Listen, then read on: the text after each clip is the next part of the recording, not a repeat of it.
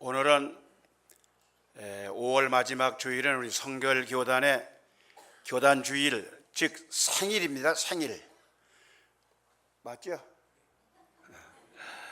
그래서 우리 제천 지역에 있는 우리 성결교인들이 교단의 우리 성결교의 생일을 축하하면서 함께 한번 이런 모임을 갖고 예배를 드리면서 우리 함께 은혜를 나누는 것 같습니다. 귀한 지방에 또 귀한 교회 우리 연합회에 하나님 말씀을 증거할 수 있는 기회를 주신 하나님과 우리 제천 지역 동감찰의 우리 목사님들, 장로님들, 우리 그리고 또 설교를 경청하기 위해 오신 모든 우리 교회들에게 하나님의 크신 은혜와 축복이 함께 임하시기를 바랍니다.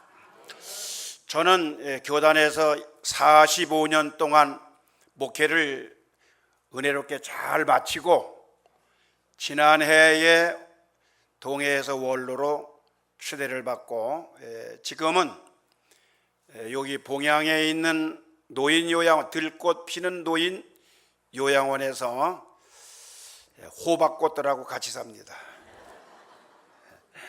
완전 호박꽃입니다. 아주 할미꽃. 그런데 그 중에 할미꽃도 있어요. 그래서 한 60여 명 되시는 이 어르신들과 함께 아주 행복하게 재미나게 잘 지내고 있습니다. 그분들도 행복해하고 나도 행복하게 하고 모두가 그분들이 다 병들고 약했던 그분들이 저랑 같이 신앙생활을 하면서 1년 동안을 지내는 동안에 누가 와서 보더라도 이야 정말 저분들의 마음속에는 평화가 있고 저분들에게는 행복이 있구나, 이거를 다른 사람들이 다 와서 부러워하고 이야기를 합니다. 거기는 가장 중요한 문제 하나는 예수 사랑뿐입니다. 여러분도 끊임없이 기도해 주시고 또 혹시라도 요양원에 가실 분이 계시면 우리 들꽃 피는 요양원으로 오시면 고맙겠습니다. 오늘 본문의 말씀을 중심 삼아서 성결인답게, 성결교회 성도는 성결인답게 살아야 되겠다 하는 말씀으로 함께 은혜를 나누고자 합니다. 자, 창세기 1장 1절이 뭐예요? 태초에 하나님이 천지를 창조하시니라. 마태복음 1장 1절은 뭡니까? 태초에 아브라함과 다윗의 자손 예수 그리스도의 계보라, 족보다, 세계다, 그런 뜻이죠. 그런데 창세기 1장 1절은 자신이 있는데 왜 마태복음 1장 1절은 그렇게 자신이 없으시나이까? 자, 왜 이 말씀을 드리는가 하면 아담이 이 세상에 하나님의 지음을 받고 그의 자손이 흐르고 또 지나고 역사를 거쳐오면서 오늘날까지 그 자손들이 하늘의 별과 바닷가의 모래알처럼 현재 세계 인구가 74억 9천만이 됐습니다. 죽고 나고 죽고 살아있는 사람이 74억 9천만입니다. 근데 그 74억 9천이 얼마쯤 되는지를 몰라서 아무 소리도 안 하시는구나. 여러분, 저도 잘 몰라야겠어요. 그런데 이 74억 중에서 중국 땅에 사는 사람들이 13억이 넘습니다. 13억 6천만이 되고요. 인도에 사는 사람들이 13억 3천만이 된답니다.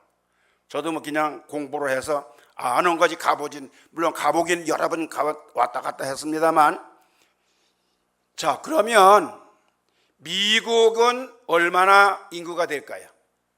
미국 사람은 얼마나 될까요? 미국 땅에는 중국이 얼마라고요? 13억, 인도가 13억. 그러면 미국은 얼마쯤 될까요? 여러분 3억 2천만입니다. 우리나라에서 가장 가깝다고 말하는 고약한 이웃나라 어느 나라예요? 제가 여러 차례 여러분들 다른 사람에게 물어봤어요. 일본 사람입니까? 일본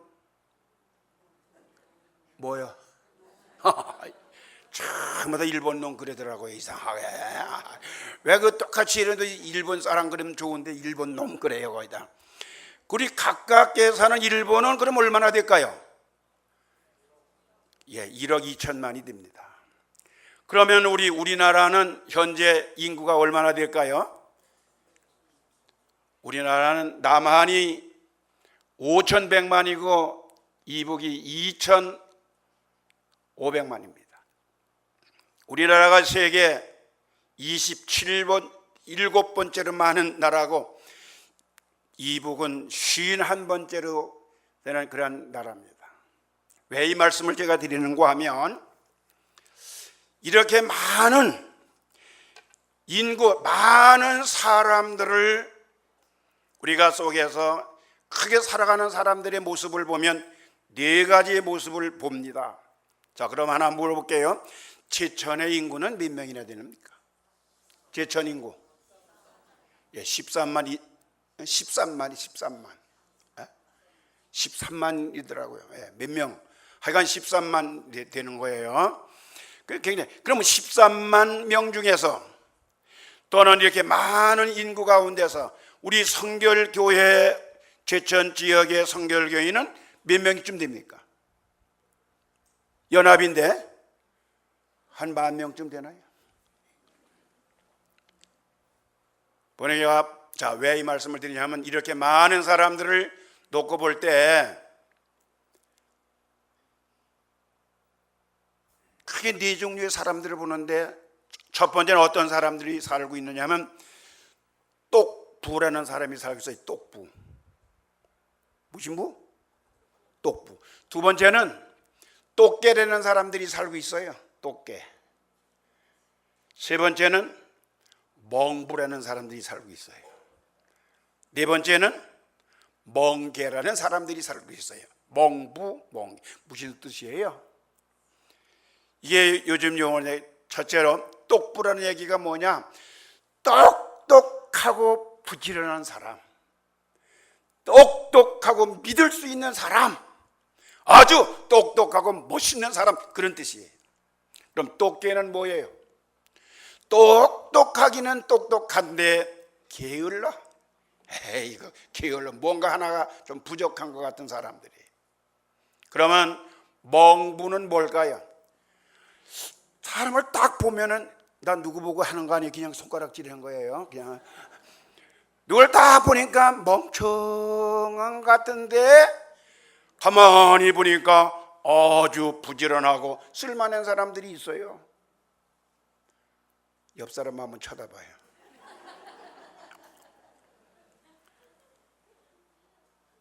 그러면 멍개는 뭡니까? 멍청하면서도 게으른 사람이에요. 게으른 사람. 이런 사람은 우리 한국의 세계 모든 군포를 볼 때 네 종류로 나눈다고 볼 때, 자, 그럼 한번 물어볼게. 옆 사람 보고 한번 물어보세요. 옆 사람을 쳐다보면서 우리는 뭘까? 우리는 뭘까?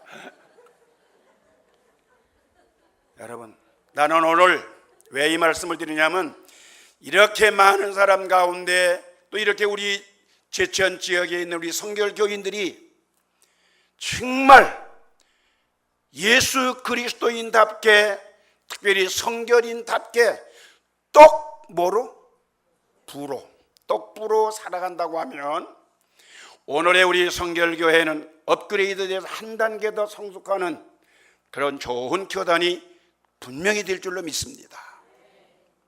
지금 한국에 기독교가 들어온 지가 132년째 됐습니다. 장로교, 감리교, 그 외에 많은 교단들이 들어오는데 제일 최초의 한국에 들어온 132년 전에 들어온 최초의 선교사가 누군지 아세요? 장로교의 언더 우드 목사님입니다. 감리교의 아펜셀라 목사님입니다. 그래서 이분들이 들어와서 한국에 와 복음을 전했습니다.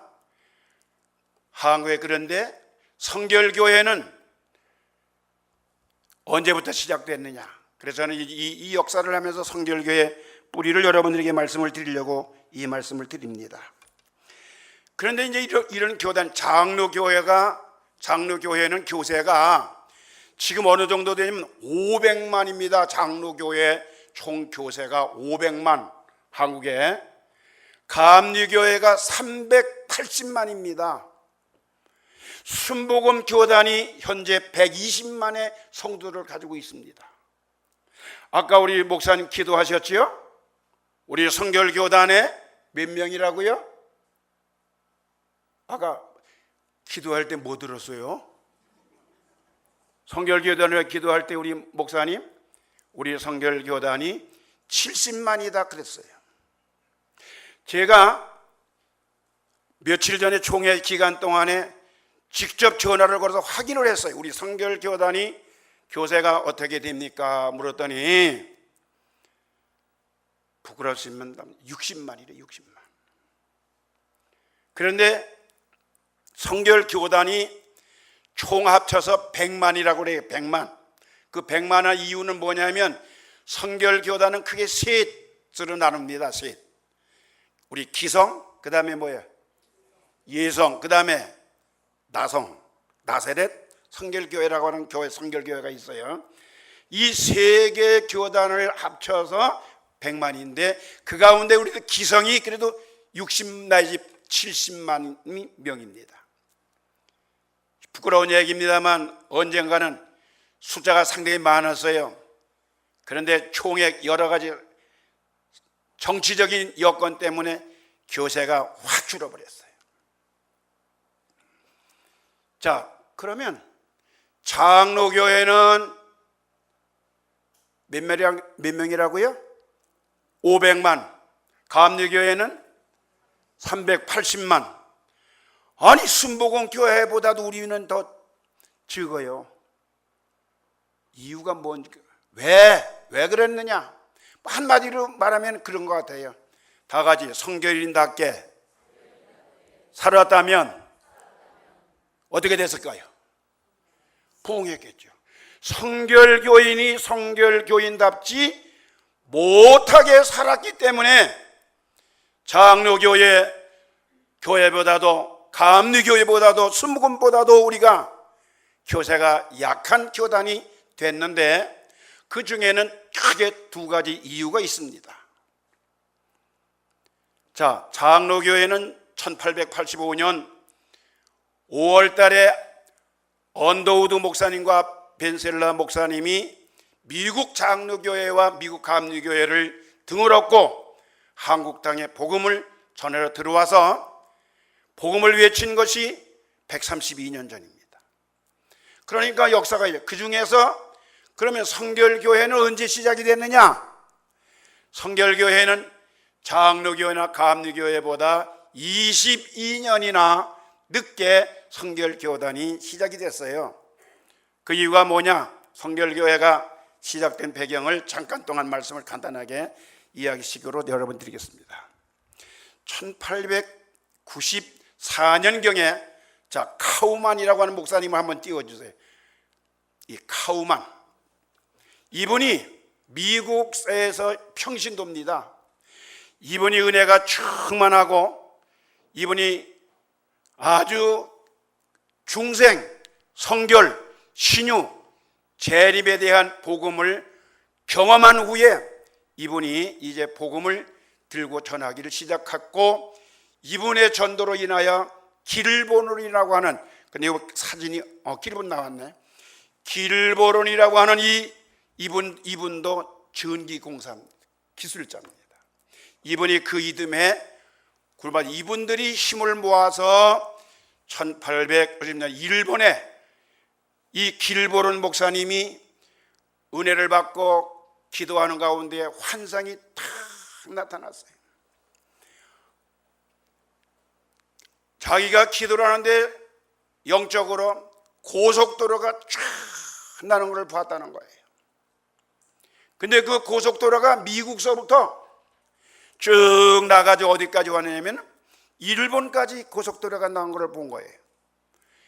그래가 이분이 아하, 하나님의 뜻이 여기에 있구나 그렇게 생각하시고 이제 카우만과 길보론이 힘을 모아서 일본으로 복음을 들고 온 겁니다. 근데 일본에 와서 기도를 하는 가운데 또다시 환상이 본 게 뭐냐면 고속도로가 일본서부터 다시금 열려서 어디로 가서 한국으로 온 거예요. 그러니까 이분이 한국으로 복음을 전하러 가자. 그래서 이제 결국 이 두 분이 그러한 영적인 체험을 중생 성결 신유 재림의 복음을 밑바탕으로 해서 한국에 들어오셨어요. 자, 그래서 이분들이 그 가운데 일본에 와서 정착을 하는 가운데 김상준, 정빈은 이 두 분이 한국에서 일본으로 가서 신학 공부를 하고 있을 때 이 카우만과 길보론을 만나게 됩니다. 그래서 이분들이 이 김상준, 정빈 두 분이 은혜를 받고 이 카우만과 길보론과 힘을 모아서 한국에 돌아오는 것이 1907년 5월 달에 돌아옵니다. 그래서 한국에 돌아와 가지고 무교동에서 이분들이 북을 치고 길거리에 중생, 성결, 신유, 재림 거듭나야 된다, 변화받아야 된다, 새롭게 살아야 된다고 뜨겁게 북을 치면서 전도를 해가지고 사람들이 엄청나게 모여들어서 장로교, 감리교보다 북소리 때문에 그랬는지 모르지만 하여간에 사람들이 모여들어서 성결교회가 무교동에 급성 성장을 합니다. 몇 년도에 시작을 했다고요? 1907년. 그러다가 한참 성결교단이 막 부흥을 합니다. 근데 국가에 큰 위기가 왔잖아요. 1900 몇 년? 10년에 뭐가 왔어요? 한일 합방이 와서 일본 사람이 아니지 그때 끝내, 그죠? 일본 놈들이 한국을 그죠? 나라를 강제로 뺏어서 그래도 좋아요. 그런데 일본의 신사참배에 위배가 되는 성결교단의 교리가 있어요. 뭐예요 그게? 재림이라고 하는 교리 때문에 일본 사람들이 볼 때 한국의 성결교회는 고약한 종교가 되는 겁니다. 그래서 이제 일본 사람들이 한국에 와서 한국을 탄압하면서 종교적인 탄압을 오는데 전 모든 장로교, 감리교, 성결교회로 합쳐서 모든 기독교인들이 다 고개를 어디에다 숙여야 된다? 신사참배, 일본의 천황의 고개를 숙여야 된다는 거예요. 그런데 그 당시 교회사에 보면 장로교회나 감리교회들이 총회 이런 회의에서 그냥 우리가 좋은 게 좋다 그래가지고 그냥 넘어갔습니다. 그런데 유독 늦게 시작했지만 성결교회 목사님들, 성결교회는 절대로 우리는 신사참배할 수가 없습니다. 목숨을 걸고 신사참배를 안 하는 거예요. 그러니까 일본 놈들이 보고 어떻게 되겠어요? 그냥 놔두겠어요? 그래서 결국 우리 성결교회는 1943년에 결국 교회는 문을 탁 닫게 됐습니다. 이때 문을 닫으면서 모든 목사님들 다 붙잡아다가 옥에 집어넣고 그 다음에 장로님들 다 집어넣고 하던 감옥에 다 갔습니다. 그리고 평신도들은 교회 문을 다 닫았으니까 어떻게 됐었겠어요? 다 장로교회로 가고 감리교회로 가고 교회가 없어졌으니까. 그렇게 해서 성결교회는 결국 1943년에 문을 닫게 되었고요. 그 결과 해산됐잖아요. 그런데 하나님의 섭리 속에서 1945년에 뭐가 이루어졌어요? 해방과 더불어 우리 성결교회 다시 재건을 해서 성결교회가 시작이 됐는데, 그때 한번 성결교회를 떠났다가 장로교회로 가고 감리교회 간 사람들이 돌아왔을까요? 안 돌아왔을까요? 여러분 같아도 안 돌아오죠.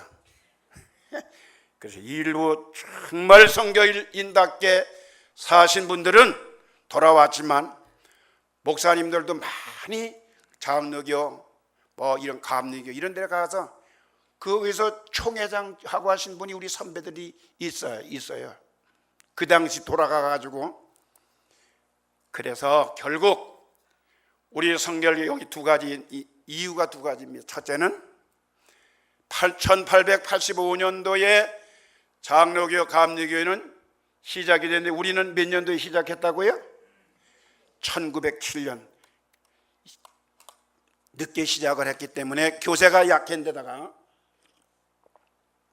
일본 종교적인 신사참배에 절대로 굴하지 않았던 백절불굴의 이 신앙을 갖고 믿음을 지켰던 우리 성결교회는 폐쇄되는 바람에 성결교회가 교세적으로 매우 약하게 되었다 하는 사실을 저는 간단하게 여러분에게 말씀을 드리고, 그렇다고 하면 중요한 문제가 있어요. 이제라도 우리는 이러한 성결교회 교인의 자부와 긍지를 갖고, 다른 교단은 다 신사참배를 한 부끄러운 역사가 있는데, 우리 성결교회 선배 목사님들, 장로님들, 성도들은 어떠한 일이 있다 할지라도 주님 다시 오리는 그날 우리는 부끄럽게 그를 맞이할 수 없다고 하는 그러한 신앙을 갖고 신사참배를 하지 않은 이 위대한 신앙, 이거를 오늘 이 시간에 저는 소개를 드리면서, 이제라도 우리는 여기에 있는 우리들만이라도 이제는 성결교회의 역사를 인식하고, 우리도 어떠한 환경과 여건 속에서 우리도 중생성결, 신유재림의 이 복음을 목숨을 걸고 지키는 성결인이 되어야 되겠다, 이런 말씀을 드린 거예요. 그래서 늦게 시작을 했지요. 그 다음에 또 그러한 순환을 겪었지요. 이런 속에서 우리를 재건해서 오늘까지 온 우리 성결교단을 여러분이 잘 아시고, 우리 지천 지역에서만이라도 우리가 정말 성결교인답게 살아가시는 놀라운 역사가 있어지기를 주의 이름으로 부탁을 드립니다. 그러기 위해서 그럼 어떠한 신앙을 가져야 되느냐? 오늘 본문에 보니까 성결인의 삶을 살아간 한 사람이 소개되고 있는데, 그 사람이 누구냐? 두기고라는 사람이 두기고. 오늘 본문에 에베소 6장 21절 22절에 보니까 두기고라는 사람이 나와요. 이 두기고를 저는 기도하는 가운데, 이 사람이 성결교회의 은혜를 받고 성결인답게 산 사람이구나, 이런 생각을 제가 기도하면서 이분에게 은혜를 받았어요. 성경에 보니까 이렇게 말하고 있습니다. 사도 바울, 이 사람은 사도 바울의 제자요, 바울의 동력자요, 사도 바울이 아주 믿음직스럽게 칭찬하는 그러한 인물이었습니다. 그런데 뭐라고 그랬느냐? 한번 다 같이 성경을 다시 한번 보세요. 21절을 한번 다 같이 한번 읽어보세요. 나의 사정 곧 내가 무엇을 하는지 너에게도 알리려 하노니, 사랑을 받는 형제요 주 안에 진실한 일꾼인 두기고가 모든 일에 너희에게 알리리라. 두기고 어떤 사람이었느냐? 첫 번째로 이 사람은요, 중생의 은혜를 체험하고 죄인들의 모든 사람들의 사정을 아주 세밀하게 알아주는 사람이에요. 사정, 여러분, 사정이라는 게 뭐예요? 그 사람의 형편, 그 사람의 처지, 그 사람의 입장, 이런 얘기예요. 두기고는요, 자기의 믿음의 선배인 스승이신 바울의 사정, 그리고 교회의 모든 성도들의 어려운 사정, 아픔의 사정, 이런 사정을 아주 자기가 옛날 죄악에 얽매여서 불의에 얽매여서 거듭나지 못했던 지난날의 그 아픔을 절실하게 느끼고 경험한 두기고는 주위에 있는 모든 사람들의 사정을 너무너무나 잘 알아주는 그러한 삶을 산 사람이다, 이렇게 보는 거예요.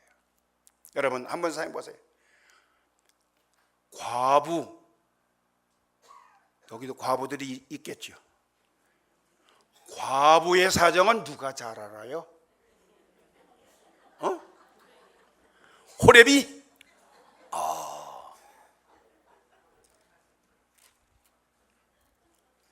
절대로 아니에요. 과부 사정은 누가 알아요? 과부가 알죠. 호렙이 몰라요. 죽었다 깨어나도 몰라요. 몰라. 죄인의 사정은 누가 알아요? 죄를 지어본 사람만이 아는 거예요. 은혜를 받은 사람은 은혜 받은 사람의 사정을 누가 알아요? 은혜를 받은 사람만이 아는 거예요. 참. 나는 이런 의미에서 오늘 우리 제천 지역의 우리 성결인들이 정말 개교회에서 사회 속에서 중생의 경험을 하고 중생의 체험을 한 거듭나본 경험을 갖고 두기고처럼 어려운 사람들의 입장을, 처지를, 외로움을 잘 보도도마주는, 품어주는, 교회마다 보세요. 교회가 목회자, 목사님의 어려운 사정을 잘 아는 장로님, 성도들이 있으면 그 교회가 얼마나 은혜롭겠어요. 다 나름대로 이럽니다. 내 사정도 뭐 다 그런데 자기 사정만 알아달지 남의 사정을 이해를 안 해요. 여러분, 구역장님들 구역장 하기가 쉬워요? 구역장님들만 하면 손 들어봐. 번쩍 한번 들어봐요. 박수 한번 쳐드려야 돼요. 내가 볼 때 참 구역장님들 정말 고생해요. 아돔의 치유 안 입고 더럽고 치사하고 유치해서 그래도 복음 때문에 집사님 예배 드립시다. 여러분, 우리 성결교회는 정말 목회자의 사정을, 장로님들의 사정을, 구역장들의 사정을, 이웃들의 사정을 잘 기억해주는 그러한 성결인이 되시기를 축원합니다. 성가대 여러분 보세요. 수고하시는 이 대원들을 위해서 지휘자의 고통을 여러분 얼마나 연습은 잘 해놓고 쏙 빠지네. 어떤 사람은 또 얌체같이 연습도 안 하고 쭉 들어오네. 그래도 말도 못해. 이런 사정을, 지도자의 이런 사정을 오늘 우리가 잘 알아주는 성결인 꼭 되시기를 축원합니다. 두 번째로 두기고는 어떠한 사람이었습니까? 성결의 은혜를 받은 사람이에요. 왜? 보니까 두기고는 사랑을 뭐하는 사람이다? 주는 사람이다? 뭐하는 사람이다? 받는 사람이야. 사랑을 받았다. 그렇게 말해요. 사랑받았다. 하나 물어볼게요. 여러분들은 사랑받고 싶지 않지요? 오늘 우참 그렇게 설교하고 탁 들어맞는 당신은 뭐하기 위해서? 사랑받기 위해서 태어났다. 우리는 다 사랑받고 싶어 해요. 남편은 누구 사랑받아요? 아내의 사랑받고 싶고, 아내는 남편의 사랑받고 싶어요. 다 받고 싶어요. 주고 싶은 사람이 없어요. 다 받고만 싶지. 그런데 보세요. 그런데 사랑은 받고 싶다고 해서 받아지느냐 그거예요. 그럴까요? 받고 싶어? 그래? 아니에요. 사랑은 받고 싶다고 해서 받아지는 것이 아니라 다 같이 받을 짓을 해라. 받을 짓을 해야 돼요. 아멘이요? 애기들 여러분 보세요. 예쁜 예쁜 짓 그래야 되나요? 그거 얼마나 예뻐요. 우리가 여러 성결 성도들은요, 사랑해 주세요. 그럴 필요가 없어요. 사랑을 받고 싶으면 사랑받을 일을 하세요.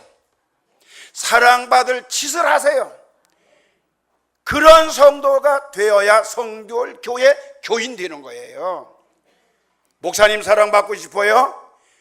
새벽 기도도 한 번도 안 나오고, 이야, 내가 목회를 45년 동안 했으니까 잘 알잖아요. 그런데 피곤하고 고달퍼도 새벽에 다 나와서 비록 졸더라도 와 앉아서 있으면 그렇게 사랑스럽고 이쁠 수가 없어. 제가 왜 이렇게 건강하고 뚱뚱해지는 줄 아세요? 제가 지금 한 10kg 이상 뺐거든요. 체중을요. 그게 얼마나 지휘자님보다 더 내가 뚱뚱해서 그럴 것 같아요. 보세요.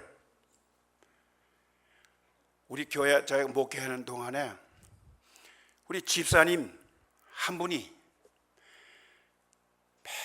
매일 새벽 기도 올 때마다 5개씩, 많이도 안 가져 5개씩 요구르트를 가져와. 그래가지고 요게 딱 해서 놓고 가는 거예요. 목사님 기도하시고 목마르실 때 하나씩 드세요. 사랑스러울까요? 꼴보기 싫을까요? 시간이 많이 갔기 때문에 얼른 끝내야 돼. 또 가셔야 되잖아요. 설교 아직 반도 안 했는데 목사님들 먼저 가고 그랬었더니, 여러분 다 같이 사랑받을 이 일을 하자. 그런 우리 성결 우리 교인이 될 수 있기를 축원합니다. 세 번째로요, 두기고는 어떠한 사람이냐? 신유의 은사를 체험한 사람이에요. 그래서 그는 항상 진실하게 살았어요. 진실하게, 거짓이 없이 살았어요. 교회 열심히 다니는 거 좋습니다. 교회 봉사하는 거 좋습니다. 노래 잘하는 거, 돈 많고 헌금 잘하는 거 다 좋아요. 그러나 성결이는 진실해야 됩니다. 진실해야 됩니다. 교회에서나 집에서나 길거리에서나 장사할 때나 어떤 때나 겉과 속이 어제와 오늘이, 말과 행실이 우리는 언제나 똑같아가지고 성결이는, 이야 저분은 정말 성결의 은혜를 받으신 분이야, 진실하신 분이야, 이렇게 우리는 인정을 받으면서 살아야 돼요. 나는 이번에 우리 제천 지역의 우리 성결교인들이 정말 사회 속에서 여러분들이 이렇게 인정받는 성결인이 되시기를 축원합니다.